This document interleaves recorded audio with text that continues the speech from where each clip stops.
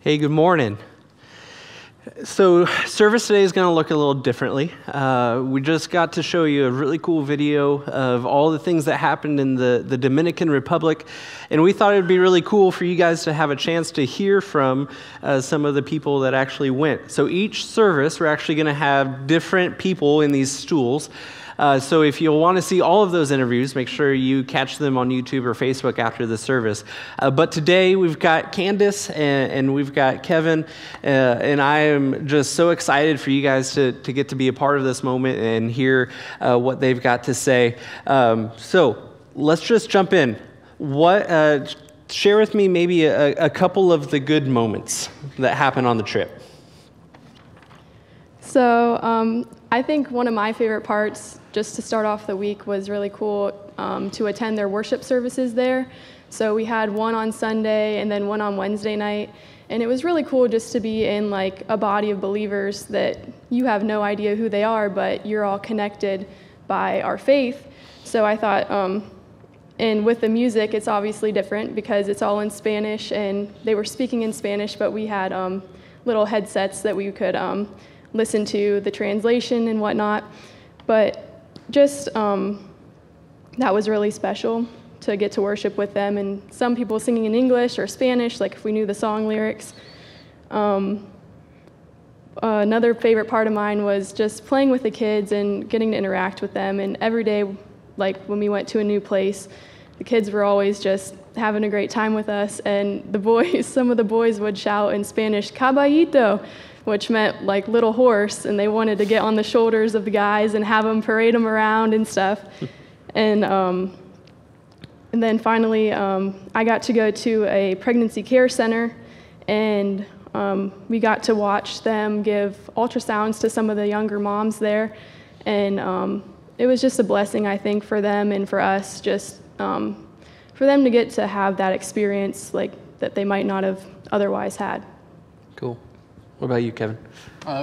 For me, first of all, this was a fantastic group of kids that went on the trip. It was very meaningful for me to get to spend time with these kids. They've been through our youth ministry for the last 3 or 4 years, so getting to know them really well, and just watching them put their faith into action. And so that was really neat. An example of this was we went to an orphanage toward the end of the week. There were 50 kids living in a 7-bedroom house. And all these kids had rough backgrounds, and I'd say they had absolutely no male role model whatsoever. And having a son of my own who's 7 years old, you kind of know that like 7-year-old boys like to have their wrestling time, guy time to be rough and stuff like that. So that's exactly how these orphan boys were. They were ready to just like rough it up with someone, and so they picked on Orange Stoller. Good choice. He like half hour into being there, I walked outside. It's the end of the week. It's 1,000,000 degrees outside. We're all tired, and Oren's out there just getting hammered by these boys. And I think we got a picture of him up there. And so what would happen is he would kind of play dead, and as soon as they see him die, they'd try and break into his backpack. And he had little locks on it, so that was kind of fun. But he did this for like 2 hours at least in a row, and it was fun to just sit back and watch. I think at some point they dumped an entire bucket of bubbles on his head too, and so like it was just fun. Like you could tell he was tired, he was ready to be done, and he just kept going. And that's just an example of all week kids putting their comfort aside for the needs of others. And I know it meant a lot to those boys to have that time with a male adult, because they typically don't get that. So That's really cool. Yeah. It's really cool. So those are some good moments. Share maybe, it's not always, sunshine and rainbows. What are some of the harder moments from the week? So my hard moment from the week was I actually got sick at the end of the week. I had some parasite issues. So that was a pretty tough time physically, and I got to make a little trip to the ER down there. And I think it was obviously a scary experience because you're in a different country. You don't know like what you're going to get, but everyone took really good care of us there. And I say especially the, like through my hardship in that, the church that we were staying with down there, they had people that we had been with all week at the mission house. They drove us in their personal vehicles there to the hospital, and they sat at my bedside with me. They were praying over me, and it was just like kind of a bad experience turned good almost. Like I feel like I couldn't complain. I was just thankful for how everyone really surrounded me with their love, and and all of the students from OCC pushing me around in the airport, pushing my luggage. Everyone was just a really big help to me with that. I think if you talk to anyone who went on the trip, they'd all be in agreement that one of the hardest parts was saying goodbye to people. Every place we went, there were kids, young kids, and they just loved the attention, the love that they got from the people on the trip. And then without fail, anytime we'd get on the bus to leave a site, they'd be like, hey, when are you coming back? Like, we're going to be here. Don't forget my name. And in reality is most, if not all of us, will never see him again. And so even at the end of the week, saying goodbye to the adults who were working down there and stuff, like we formed a pretty strong relationship with a lot of them. So that was probably one of the toughest things for us, was just saying goodbye to people. Yeah, cool. Well, one of the things that we talked about in the training before we went was going with the mindset that, hey, God is already there and he's moving and he's working, and we get to join God in his efforts there. So share maybe, talk about how you saw God at work in the DR. So I think what really stood out to me the most was the El Circulo church that we were with. The people there were just so selfless and giving of their time, and a lot of them took off time from their jobs just to be with us there that week, and they came to the work sites with us. They were preparing and serving meals for us, and I just thought that was really special because, like, compared to any other trip or like mission trip that I had been on, I kind of got my eyes were open to a bigger overview of like what missions can be like, working alongside the people that are already down there, because sometimes that hasn't been my experience in the past. So it was really cool to be able to work alongside them for their like month of missions.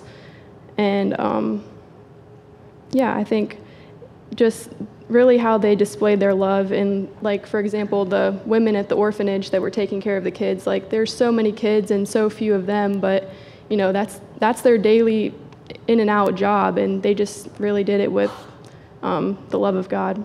That's cool. We met several missionaries while we were down there. One of the couples, Tyler and his wife Callie, they blew me away with their heart for Jesus. One of the projects that we completed was pouring concrete for a concrete floor for a family who was currently living on a cement floor, a dirt floor. So this is Tyler is the one in the green shirt, and then on either side of him is the couple who lives in this house with the dirt floor. And you can see it's a pretty rough neighborhood where they lived. Those houses, they were built out of stuff that I would probably just throw away. That's just what the community was like. This community had been displaced from their homes like 20 years ago from a hurricane. And they had bad communication with the government. They said they were going to get new housing. They never got it. So they're still here living in these homes. So anyhow, we poured concrete for these families, and this was actually the last house that needed a concrete floor. All the other ones had been done. I think they had done 27 other houses. Wow. And so I was asking Tyler, I said, hey, what's the next step? Like, what's next now that we've got all the floors concrete? And I was kind of expecting him to say like, oh, we're gonna get them new roofs, or we're gonna get everyone electricity or air conditioning or something like that. And he said, we got nothing planned. He said, we're gonna focus on relationships. And that kind of blew me away. Like, that's like, I wanna go fix it. And he's like, no, relationships are more important. And it's like a very anti-American response. Like, I think a lot of times we focus on stuff and needs and physical needs, and as the week went on, it became more aware to me as to how right he was.